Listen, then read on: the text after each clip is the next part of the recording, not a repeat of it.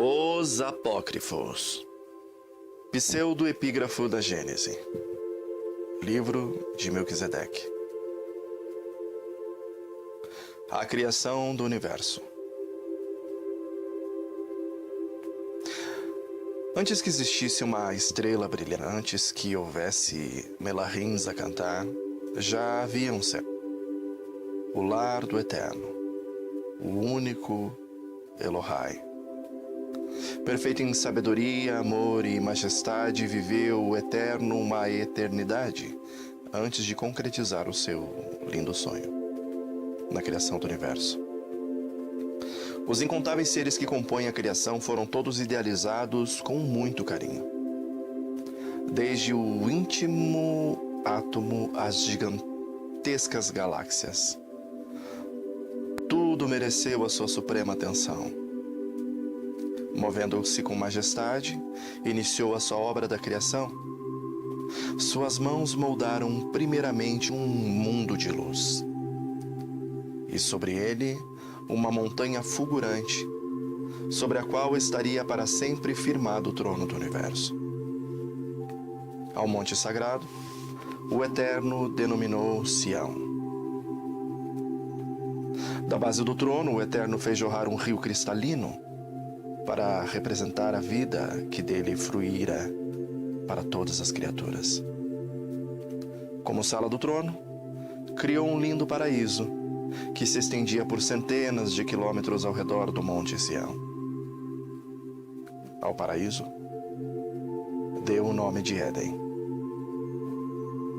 Ao sul do paraíso, em ambas as margens do Rio da Vida, foram edificadas numerosas mansões adornadas de pedras preciosas que se destinavam aos melahins, os ministros do Reino da Luz. Circuncidando o Éden e as mansões angelicais, construiu Elohim uma muralha de jaspe luzente, ao longo da qual podiam ser vistos os grandes portais de pérolas. Com alegria, o Eterno contemplou a capital sonhada. Carinhosamente, o grande arquiteto a denominou como Jerusalém, a cidade de paz. Hashem estava para trazer à existência a primeira criatura racional. Seria um melahim majestoso, de todos o mais honrado.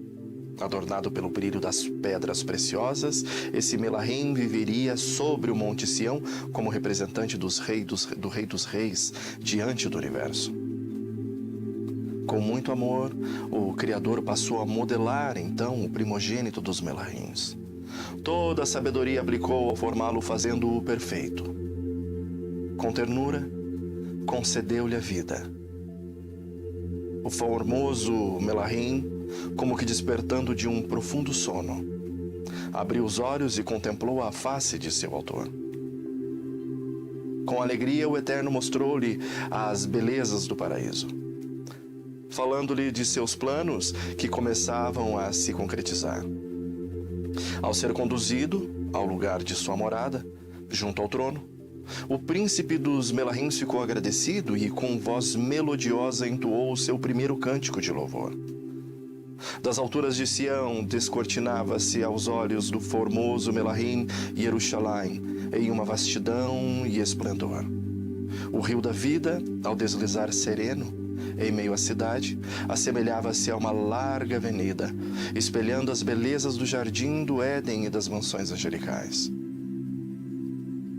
Envolvendo o primogênito dos melahims com seu manto de luz, o Eterno passou agora a lhe falar dos princípios que deveriam reger o reino universal. Leis físicas e morais deveriam ser agora respeitadas em toda a extensão do governo divino. As leis morais resumiam-se em dois princípios básicos: amar ao Criador sobre todas as coisas e viver na fraternidade com todas as criaturas. Cada criatura racional deveria ser um canal por meio do qual o Eterno pudesse jorrar a sua vida e luz. Dessa forma, o universo cresceria em harmonia, felicidade e paz. Depois de revelar ao formoso Melahim as leis de seu governo, o Eterno confiou-lhe uma missão de grande responsabilidade. Seria ele o protetor daquelas leis, devendo honrá-las e revelá-las ao universo prestes a ser criado. Com o coração transbordante de amor ao Eterno e aos semelhantes, caber-lhe-ia ser um modelo de perfeição. Seria Lúcifer, o portador da luz, o príncipe dos Melahims. Agradecido por tudo, prostou-se ante o amoroso rei, prometendo-lhe eterna fidelidade. O Eterno continuou sua obra de criação, trazendo à existência inumeráveis hostes de Melahims e os ministros do reino da luz. A cidade santa ficou povoada por essas criaturas radiantes que, felizes e gratas, uniam as vozes em belíssimos cânticos de louvor ao Criador.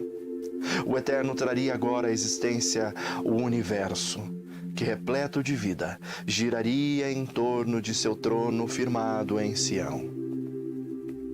Acompanhado por seus ministros, partiu para a grandiosa realização. Depois de contemplar o vazio imenso, o Eterno ergueu as mãos poderosas, ordenando a materialização das multiformes maravilhas que haveriam de compor o cosmo. Sua ordem, qual trovão, ecoou por todas as partes, fazendo surgir, como que por encanto, galáxias sem contas, repletas de mundos e sóis, paraísos de vida e alegria, tudo girando harmoniosamente em torno do Monte Sião. Ao presenciarem tão grande feito do Supremo Rei, as hostes angelicais prostraram-se, fazendo ecoar pelo espaço iluminado um cântico de triunfo na saudação da vida. Todo o universo uniu-se nesse cântico de gratidão em promessa de eterna fidelidade ao Criador. Guiados pelo Eterno, os Melahims passaram a conhecer as riquezas do universo. Nessa excursão sideral, ficaram admirados ante a vastidão do reino de luz. Por todas as partes encontravam mundos habitados por criaturas felizes que recebiam em festas. Os Melahims saudavam-nos com cânticos que falavam das boas novas daquele reino de paz. Tão preciosa como a vida, a liberdade de escolha, através da qual as criaturas poderiam demonstrar o seu amor ao Criador, exigia um teste de fidelidade. Com o propósito de revelá-lo, o Eterno conduziu as hostes por entre o espaço iluminado, até se aproximarem de um abismo. E era um abismo de trevas que contrastava com o imenso brilho das galáxias. Ao longe, esse abismo revelara-se insignificante aos olhos dos anjos, como um pontinho sem luz. Mas à medida que se aproximavam, ele foi crescendo e mostrou-se em sua enormidade. O Criador, que a cada passo revelava aos Melahims os ministérios de seu reino, ficou ali, agora silencioso, como que guardando para si um segredo. As trevas daquele abismo consistiam no teste de fidelidade. Voltando-se para as hostes, o Eterno solenemente afirmou: todos os tesouros da luz estarão abertos a vossos conhecimentos, menos os segredos ocultos das trevas. Sois livres para me servirem ou não. Amando a luz, estarei ligados à fonte da vida. Com essas palavras fez o Eterno separação entre luz e as trevas, entre o bem e o mal. O universo era livre para escolher o seu destino. Capítulo 2. O tão acalentado sonho do Criador se concretizara. Agora, como Pai carinhoso, conduzia as criaturas através de uma eternidade de harmoniosa paz. Em virtude do cumprimento das leis divinas, o universo expandia-se em felicidade e majestade. Havia um forte elo de amor que a todos unia fortemente. Os seres racionais, dotados de uma capacidade de um desenvolvimento infinito, encontravam um indizível prazer em aprender os inesgotáveis tesouros da sabedoria divina, transmitindo-os assim aos seus semelhantes. eram como canais por meio dos quais a fonte da eterna vida nutria a todos de amor e luz. Em Jerusalém, os ministros do reino reuniam-se ante o soberano rei, sempre prontos a cumprir os seus propósitos. Era através de Lúcifer que o Eterno tornava manifestos seus desígnios. Depois de receber uma nova revelação, ele prontamente então as transmitia às hostes celestiais. Esta, por sua vez, compartilhavam com a criação. Em célere voo, os Melahins rumavam para as terras, planetas capitais, onde em grandes assembleias se reuniam os representantes dos demais mundos. Em muitas dessas assembleias, Lúcifer fazia-se presente, enchendo os participantes de alegria e admiração. Perfeito em todas as virtudes, ele os cativava com a sua simpatia. Nenhum outro Melahim conseguia revelar como ele os ministérios do amor eterno. O universo, alimentando-se da fonte da vida, expandia-se numa eternidade de perfeita paz. A obediência às leis divinas era o fundamento de todo progresso e felicidade. Ainda que conscientes do livre-arbítrio, jamais subira ao coração de qualquer criatura o desejo de se afastar do Criador. Assim foi por muito tempo, até que tal problema irrompeu na vida daquele que era o mais íntimo do Eterno. Lúcifer, que se dedicara a sua vida ao conhecimento dos mistérios da luz, sentiu-se ao pouco atraído pelas trevas. O Rei do Universo, aos olhos de quem nada pode ser encoberto, acompanhou com tristeza os seus passos, no caminho descendente ao que leva à morte. A princípio, uma pequena curiosidade levou Lúcifer a se aproximar daquele abismo profundo. Contemplando-o, ele começou a indagar o porquê de não poder compreender o seu enigma. Retornando ao seu lugar de honra junto ao trono, prostrou-se ante ao divino rei, suplicando-lhe: Pai, dá-me a conhecer os segredos das trevas, assim como me revelas a luz. Ante o pedido do formoso Melahim, o Eterno, com voz expressiva de tristeza, disse-lhe: Meu filho, você foi criado para a luz, que é vida. Convencendo-se de que o Criador não lhe revelaria os tesouros das trevas, Lúcifer decidiu compreender por si mesmo o enigma. Julgava-se capacitado para tanto. Só o Eterno sabia o que passava no coração de Lúcifer. O Melahim, que fora criado para ser o portador da luz, que estava divorciando-se em pensamentos do bondoso Criador, que, num esforço de impedir o desastre, rogava-lhe permanecer ao seu lado. Uma tremenda luta passou a travar-se em seu íntimo. O desejo de conhecer o sentido das trevas era imenso, contudo os rogos daquele pai amoroso, a quem não queria também perder, o torturavam. Vendo o sofrimento que sua atitude causava ao Criador, às vezes demonstrava arrependimento, mas voltava a cair.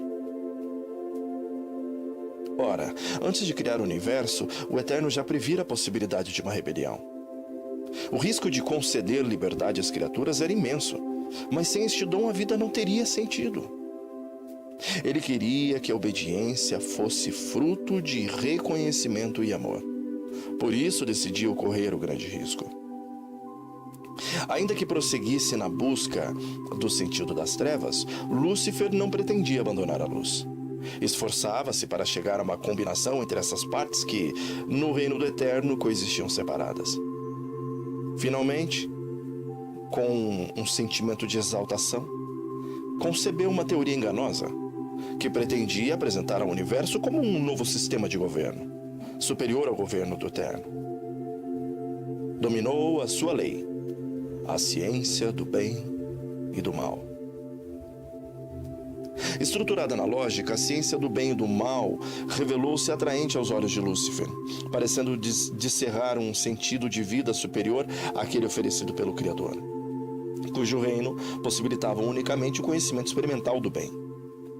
No novo sistema haveria um equilíbrio entre o bem e o mal, entre o amor e o egoísmo, entre a luz e as trevas. Ao longo do tempo em que amadurecera em sua mente a ciência do bem e do mal, Lúcifer soube guardar segredo diante do universo.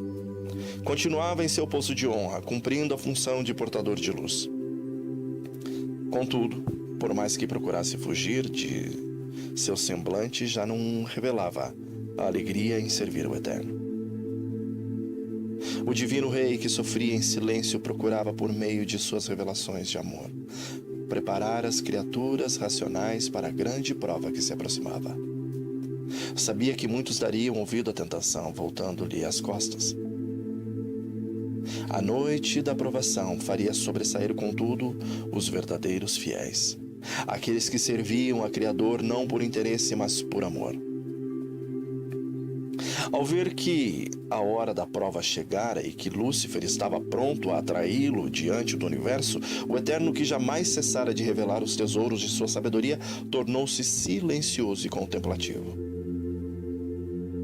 O silêncio fez reviver no coração das hostes a lembrança daquela primeira excursão sideral, quando, depois de lhes mostrar as riquezas do reino de luz, o Eterno tornou-se silencioso ante aquele abismo. Lembraram-se das suas palavras: todos os tesouros da luz estarão abertos a vosso conhecimento, menos os segredos ocultos pelas trevas. Sois livres para me servirem ou não. Amando a luz, estarei ligados à fonte da vida. Lúcifer, que passava a cobiçar o trono agora do Eterno, indagou-lhe o motivo de seu silêncio. O Criador, contemplando-o com infinita tristeza, disse-lhe: é chegada a hora das trevas. Você é livre para realizar os seus propósitos. Vendo que o momento propício para a propagação da teoria havia chegado, Lúcifer convocou todos os Melahins para uma reunião especial.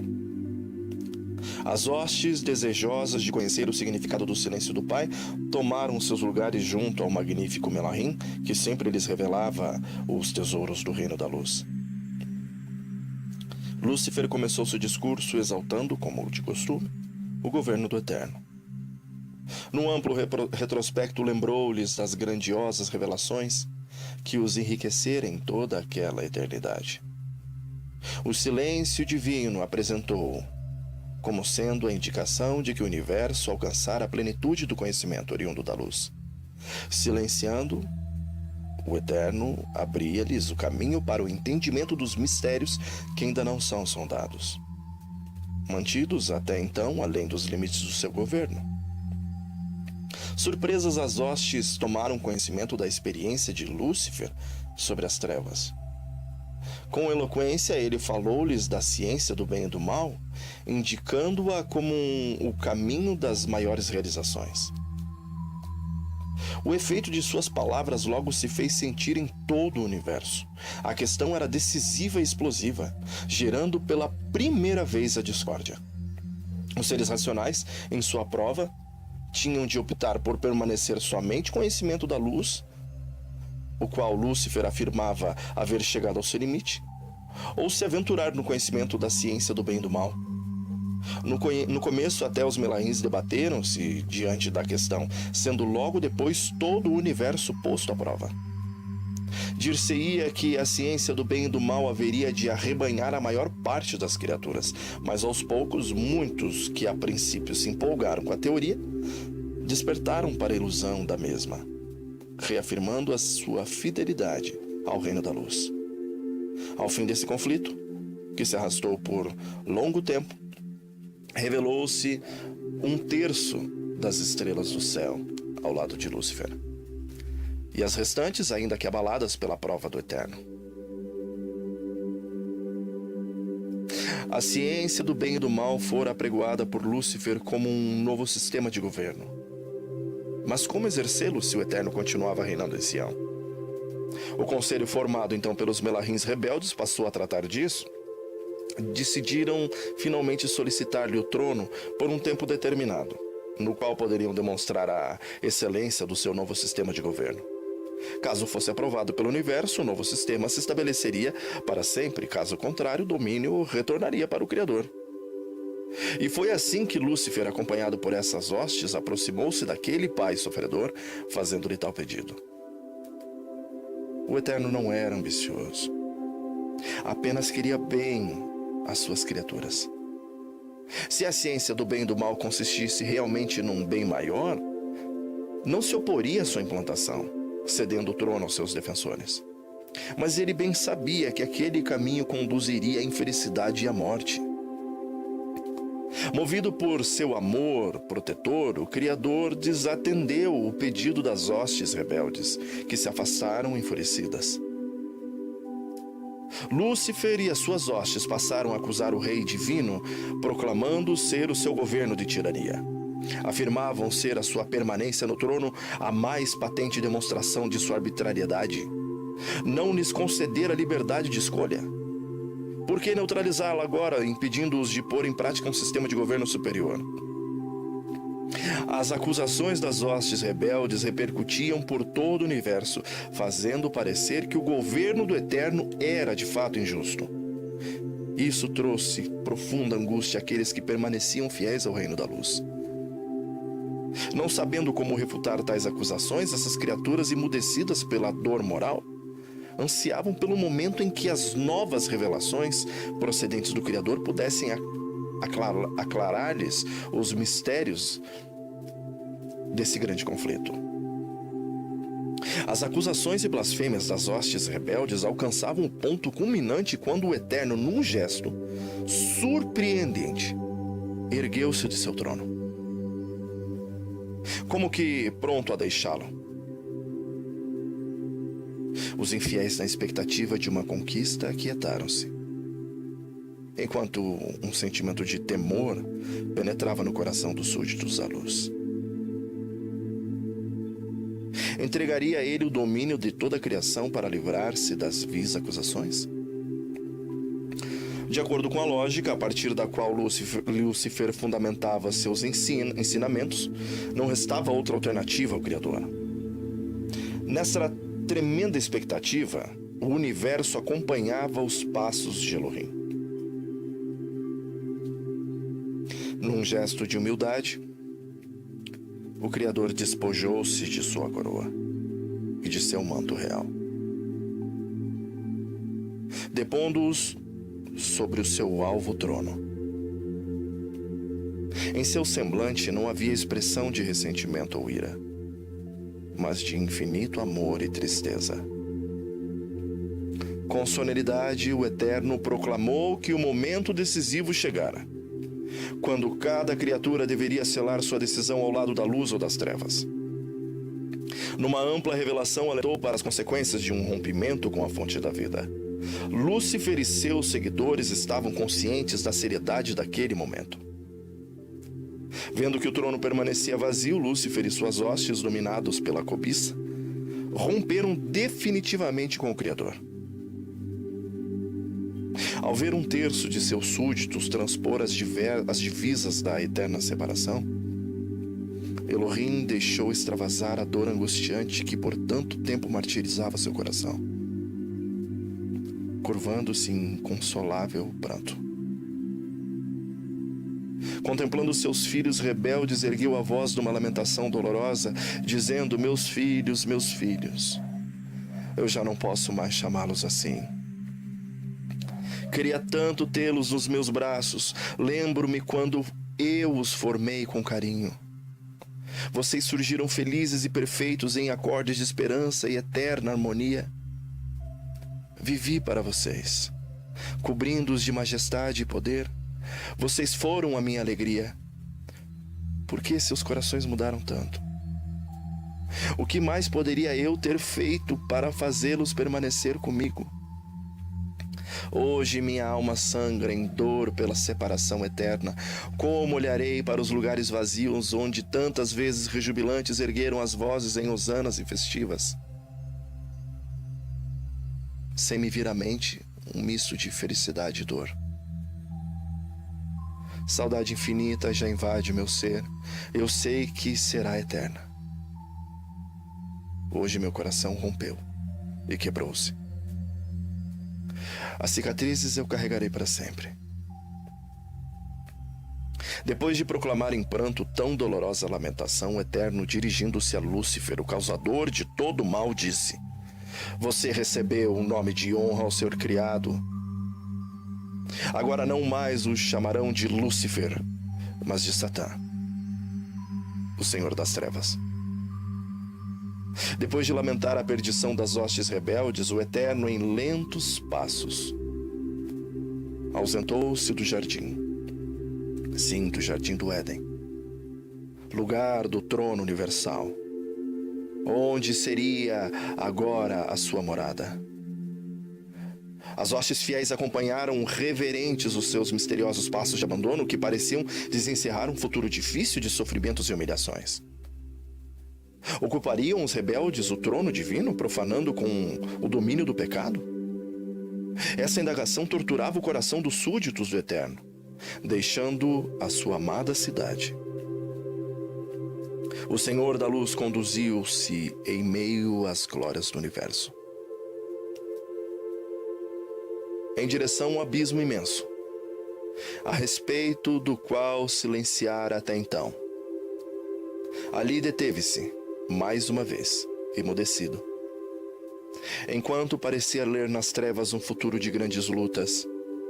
Ante o sofrimento do Eterno, expresso na tristeza de seu semblante, os fiéis puderam finalmente compreender o significado daquele misterioso abismo. Consistia numa representação simbólica do reino de rebeldia. Na face entristecida do Eterno, manifestou-se por fim um brilho que aos fiéis animou. Erguendo os poderosos braços ante as trevas, o Eterno então ordena em alta voz: haja luz, e houve luz.